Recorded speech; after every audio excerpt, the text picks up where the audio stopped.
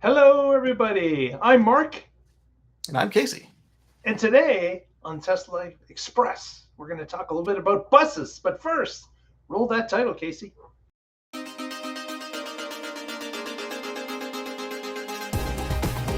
You're watching the Tesla Express. Hey, everyone. Thanks for joining us today on the Tesla Life Express. Going to talk a little bit about big vehicles. Going to I talk a like little bit big about vehicles. buses, Yeah. transportation of people. Everyone knows, of course, the Tesla Semi is out there. It is operating for a number of companies now and more coming on board. They're building a factory, in fact, that's going to, at some point, push out about 50,000 of these units a year. We've heard about Europe going to be shipping those units there as well as North America.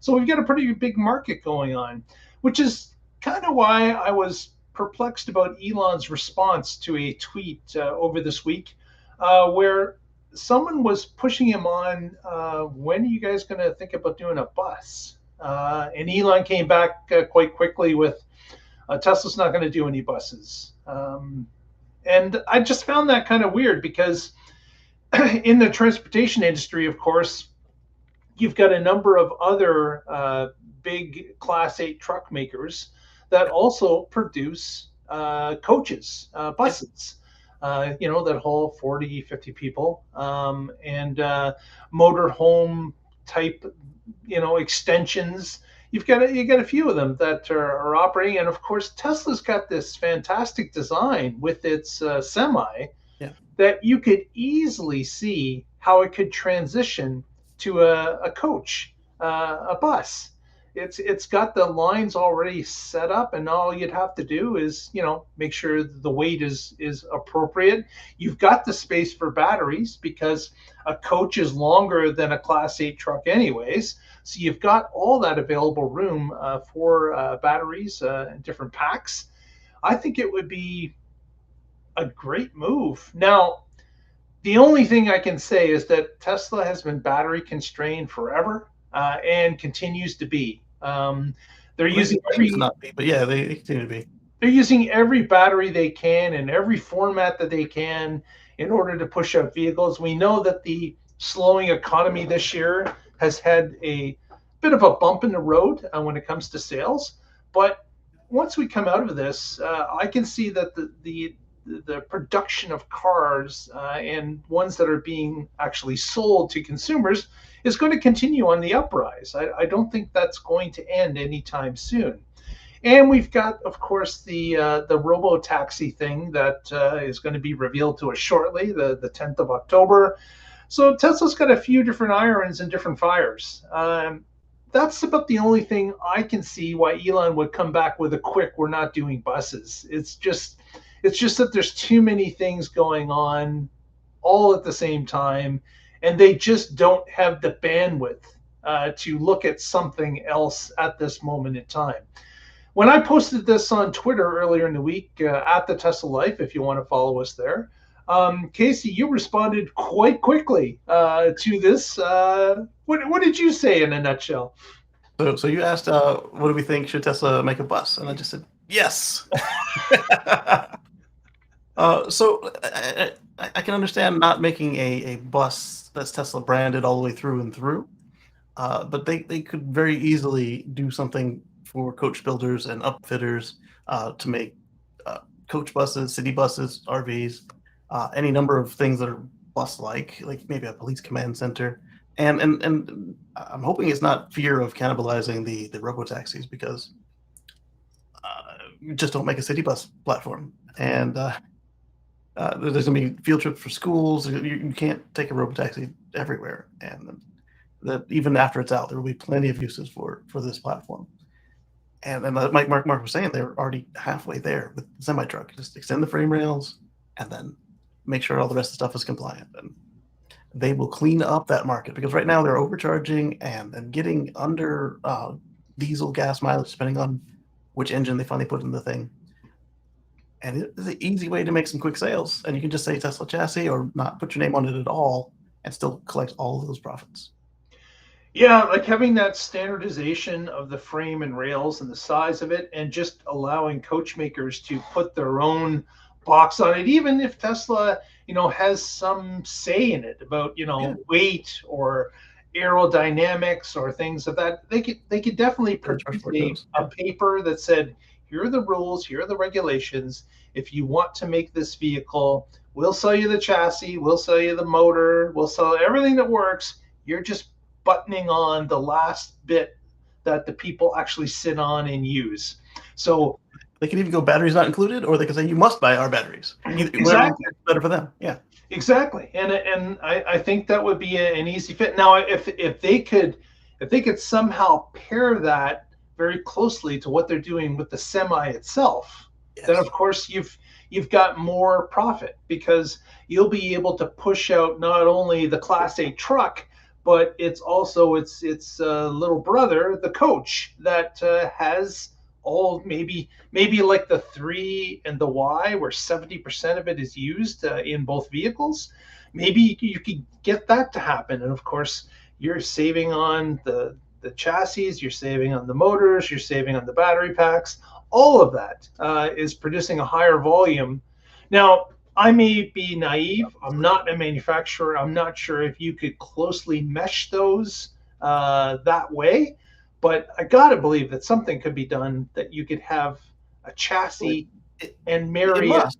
to some coach makers that would just make the people part of the vehicle. It must, because when we watched Dan's presentation, Dan Priestley, he pointed out that every time they had something they could cut, they did, and anytime they found something elsewhere in the fleet that they could use, they did. That's why instead of like a big screen, it's got two Model 3 screens, and that's why um, it's got Model 3 motors, which became the Plaid motors after they did their learnings on it. And like there's so much that is existing elsewhere, and just to save some money. And if they could then take that and then extend it another 50,000, 120,000, 200,000 units a year, then it would pay itself back quicker. They make the profits, and then it brings about that future free from fossil fuels, Yeah, which then exactly. And it opens them up to a brand new market. And again, they're not going to be tops in that market initially, but it will allow them to grow into that market and gain information and understanding into a new market, just like they're doing with the semi. You don't necessarily have to jump into it two fisted and have everything bet on it. What you can do is that, since the semi part of the business is already paying for the plant and the manufacturing and the employees and the engineering, having an offshoot of that that's starting a fledgling new business for coach building, I think is a win. Like, you wouldn't have to invest the company in it like a bet all or nothing type scenario.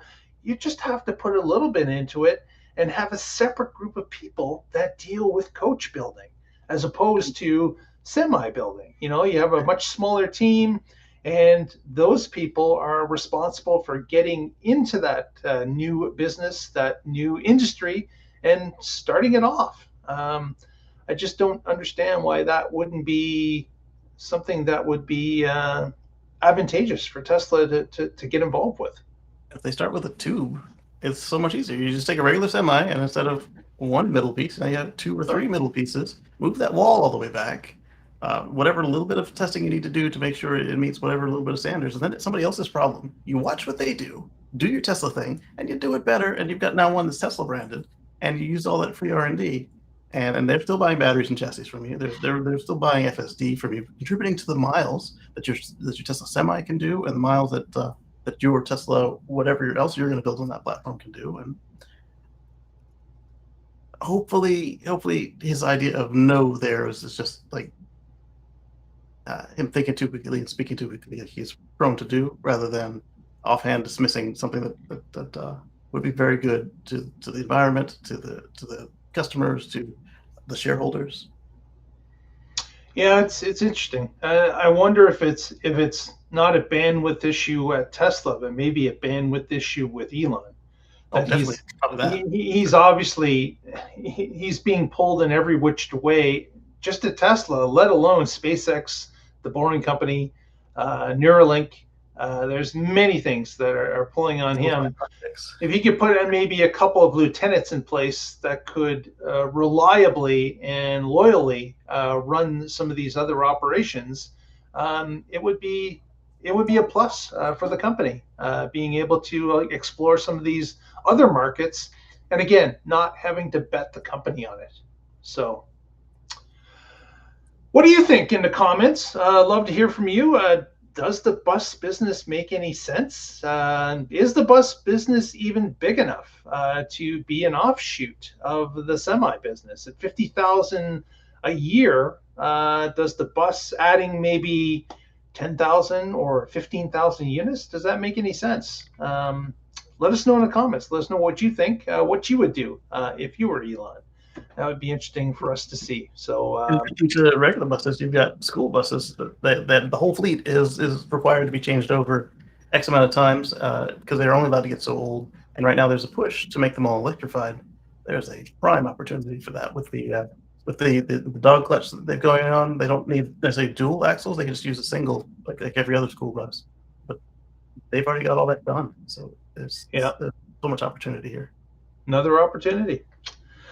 With that, I think we will wrap it. Casey, what do you got going on, or what can you tell the people out there as to what's going on?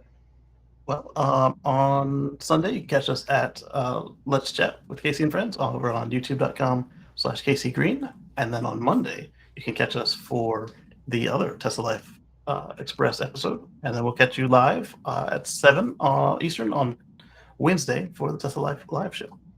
Perfect. If you haven't already, you can follow us on Twitter at the Tesla Life. You can follow us on Facebook, the Tesla Life #1. And of course, please give us a thumbs up on the video. Press that subscribe button. Helps us out immensely. Would really appreciate it. Doesn't cost you anything. Thank you so much if you've done so. And with that, I think we will wrap it. And next time we get together, we'll find out what's happening in the Tesla Life.